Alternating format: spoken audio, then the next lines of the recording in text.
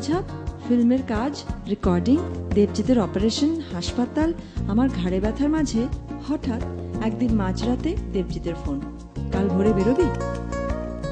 কাট two 15 ফেব্রুয়ারি সকাল, বুধবার, কাজের দিন, কিন্তু আমার কাছে পড়ে পাওয়া 14 আনার মতো, ছুটির দিন। গন্তব্য হাতড়ানো চলছে, নলডুংরি, হলদিয়া, বকখালি ইত্যাদি ইত্যাদি। কোথায় যাচ্ছি জানি না, আর সেটাই ভাবতে ভাবতে এক রাশ উত্তেজনা নিয়ে ভিড় ঠাসাঠাসি বেহালা থেকে অটো করে ঠাকুরপুকুর জোকা হয়ে তারপর নামখানার বাসে। বাস যতই এগোচ্ছে ততই শহরের ছবি আস্তে আস্তে বদলে যাচ্ছে। এবারে বাস পৌঁছলো ডায়মন্ড হারবার। জানলা দিয়ে দেখা যাচ্ছে বিস্তৃত গঙ্গা। কলকাতার এত কাছে এত সুন্দর একটা জায়গা আছে।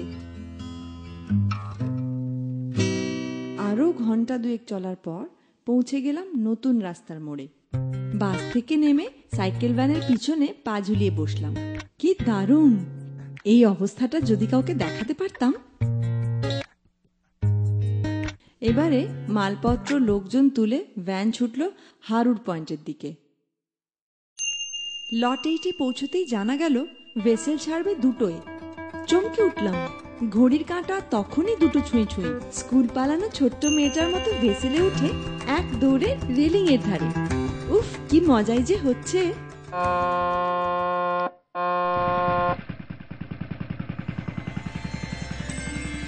আবার সেই গঙ্গা। কয়েক মাস আগে এই নদীরই উৎস দেখতে পাড়ি দিয়েছিলাম উত্তরাঞ্চল, আর আজ চলেছি তারই মোহনার দিকে।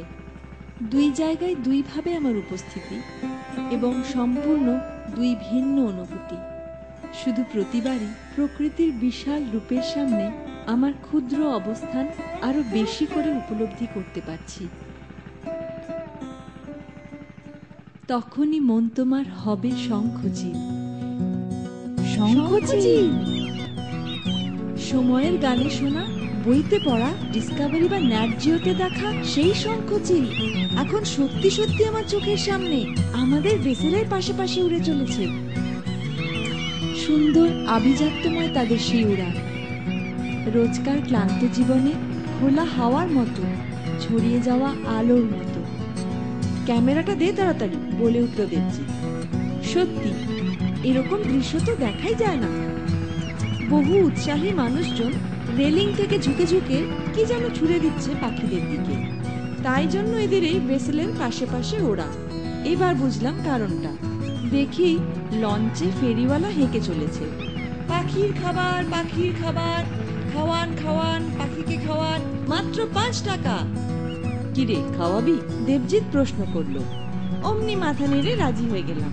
ছোট ছোট বিস্কুটের দানা হাওয়ায় ছুঁড়ে দিতে লাগলাম, আর দেখতে লাগলাম কি অসাধারণ তৎপরতায় একটা দানাও জলে না পড়তে দিয়ে ওরা সেটা লুফে নিচ্ছে। আর কিছু না হোক, শুধু এটার জন্যই আজকের অভিযান সার্থক, বলে উঠল দেবজিৎ।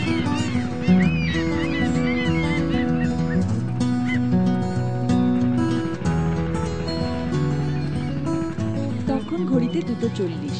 ঘাটে এসে ভিড়ল আমাদের ভেসেল। পৌঁছলাম কচুবেড়িয়া। সেখান থেকে আবার ভ্যানে চেপে বাস স্ট্যান্ডে। সেখানে পৌঁছে একটা ছোট্ট প্রাইভেট বাসে সওয়ারি হয়ে গেলাম বহু ভাষাভাষী নানা ধরনের মানুষের সাথে। বাস চলতে শুরু করলো আটচালা, ভাঙা মন্দির, স্কুল বাড়ি, বাজারহাট পেরিয়ে, পুকুর, মাঠ, ঘাট, ধান জমির পাশ দিয়ে। অবশেষে 1 ঘন্টা পরে এসে পৌঁছলাম গন্তব্যে, গঙ্গাসাগর।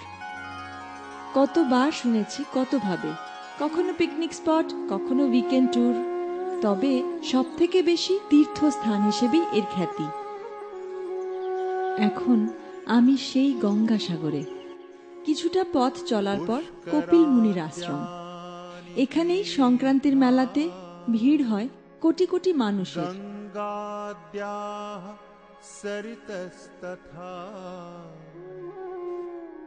এবার পাকা রাস্তা ছাড়িয়ে বালির রাস্তা ধরে পৌঁছলাম সাগরের তীরে।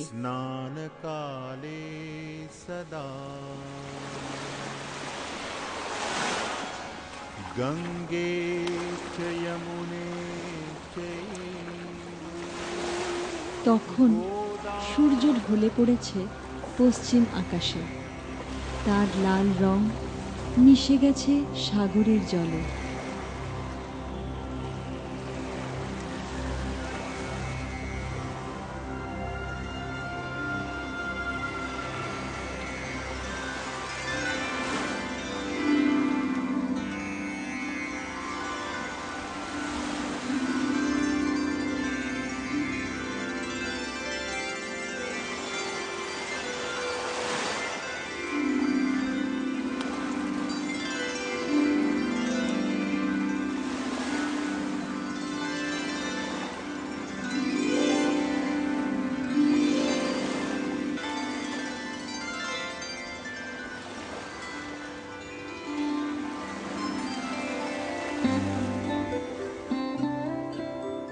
তবু মনে হয় মনের অনুভূতি জানাই খুব কাছের কাউকে, ভাগ করে নিই সেই উপলব্ধি। তাই এই জল ছুঁয়ে মনে মনে বলি, মিস করছি তোকে, ভীষণ মিস করছি। গঙ্গাসাগরের এই ভিজে হাওয়া আমার মনের খবর কি পৌঁছে দেবে তোর কাছে, সেই রূপকথার দেশে? মুহূর্তরা পার হতে থাকে একটু একটু করে, আর সেই চলে যাওয়া প্রতিটি মুহূর্ত রেখে যায় কত স্মৃতির প্রতিচ্ছবি মনের গভীরে চিরকালের জন্য।